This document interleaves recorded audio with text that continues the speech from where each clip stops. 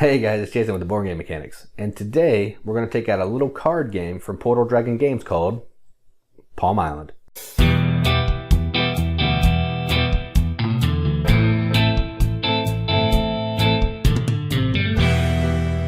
Palm Island is a 1 or 2 player game where each player has their own little deck of cards, 16 cards, where you're trying to use resources to build better buildings, to score points. There are a couple different variants where you can play cooperative, competitively, and you can have special feats that if you hit certain thresholds, then you meet these criteria and they can join into your deck.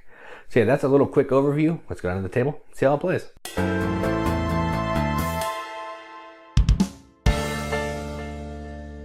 Okay, so here's Palm Island, and first thing you're going to do is you're going to look at all the cards. So there are 16 cards, so 16 cards, you can see they all have numbers. Well, there's really 17, but that's a round tracker. You're going to make sure all of them are facing with the little triangle right there, face up, and then you're going to shuffle. So let's do this little shuffling. All right, now once you get them shuffled, turn them face up and back in front. You're going to take the round tracker card, which looks like this. It has a 1, 2, and then you'll flip it. So you're going to play 8 rounds, and you're going to put that in the back. Okay, so the game consists of a couple different icons. So as you can see, there's a green, which means you can use it as a resource if you can meet the requirement, and it'll go behind your hand and you'll turn it like this. So that'll be a resource. There's yellow, which you can see right there, which means you can turn the orientation of the card and then it'll go to the back. There's also blue, which means you're going to flip the card and then it'll go to the back. And that's it. That's the whole entire game. You're going to play like this until you hit the end of the 8th round. So let's go ahead and play through a couple turns. Okay, so on your turn, you can play the first card or the second card, and you're allowed to look at the third card. But that's it. Okay, so let's see. First card we can't play, so we'll discard that. Second card we can't play because we don't have any resources. But this card we can play because we can get a log, so we'll put it in the back. So now we have a log that we can use for a future resource. So now we have the temple and this. Ooh, now we can play this fish because it's free. So now we have a fish and a log. What else we got? Ooh, so we can play this housing card. So we'll discard this temple. The housing, I can flip the card to upside down for a wood and a fish. I have a wood and a fish, so I turn those right back up. I'll take the housing card, I'll flip it, and then I'll put it in the back. Now I have another log. I have 2 logs, so I'll just go ahead and take both of these and I'm going to turn them into resources. Then I have a tool maker. I can't do anything with that, or the temple, so I'll discard that. Let's see, the temple. I can't play that, but I can play the market, so I have a wood, so I'll cash in the wood and I'll turn this. Now I have a wood and a stone. Let's see what else we have. Can't play that. Ooh, I can't play a fish though. So I'll play the fish. So now I have a wood, stone, and a fish. I don't want to play that. Let me reorganize here. Alright, so I have a wood, stone, and fish. Alright, so I'm going to flip this card because I have a wood and a fish, so I'll flip those back up. Flip this one upside down. Go to the back.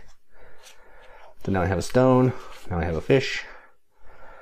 Let's see. I have I need 2 stone, 2 wood, and a fish. Nope, don't have that. So this will go back here. Then when I hit round 1, it flips to round 2, and that goes in the back. So basically, you're going to play this way until you hit the end of round 8, and then you're going to go through the deck and you're going to score points. So like I would have 1 point for flipping this card. If I ended at the round 1, I'm not going to get a ton of points, but I would have 1 point. The goal was to get. There's like a little score book or a scoring matrix in the book where you're trying to get a pile of points. So I think if you can get like over 30, you're doing a good job. So yeah, that's how you play Palm Island. And let's go up to the top, see what we think about it. All right, that was Palm Island. Man, this game already, I'm just going to spoil it and give you my rating right now. This is a 4.5 easy. This game is amazing. I've only played it solitaire. I haven't used any of the variants yet. And I've probably played it, let's see, 10, 12 times. I took it to work a couple days, played it at lunch. It's incredible because you can just do other stuff and just hold the deck of cards in your hand and just play. It's awesome. The mechanisms are really slick. It's nice that you can use the cards in multiple ways. They each have 2 sides, a top and a bottom based on which way they're facing in the card that give you things. And then you can flip the card and then you have 2 more again, or you can turn it sideways and it's a resource. I mean, the scoring is amazing that some of the cards you have to just flip upside down to use it. Some of the cards, in order to get points, you have to flip it the other side and then flip it the other way, you know, reorient it so it's facing a new direction. Yeah, I absolutely love this game. I'm not even going to attempt to play the variant until I get tired of the base game, which at this point is going to be a while. I haven't even played it like as 2-player. I don't even know how that works, and I don't care, because solo, this to me should only be a solo game. It's nice because even when I think even when you're playing multiplayer, you're playing solo. So I don't know why you need to have 2 players. Just make it a solo player game. Just play it, have some fun, hang out, watch TV while you're doing it, whatever. It's an amazing game. It's fun. The packaging, this waterproof case is incredible. The cards have a cool like linen finish, almost plasticky quality. I've seen some pictures where they're like dumping it in water and the cards come out and then they play the game. Yeah, the components are amazing. The packaging is incredible. The gameplay is far above all of that. And if you can get a chance to get your hand on this game, I highly recommend it. Again, 4.5 rating. Way, way, way accepted on the BGN scale. So that is Palm Island. Hope you enjoy the view and keep gaming.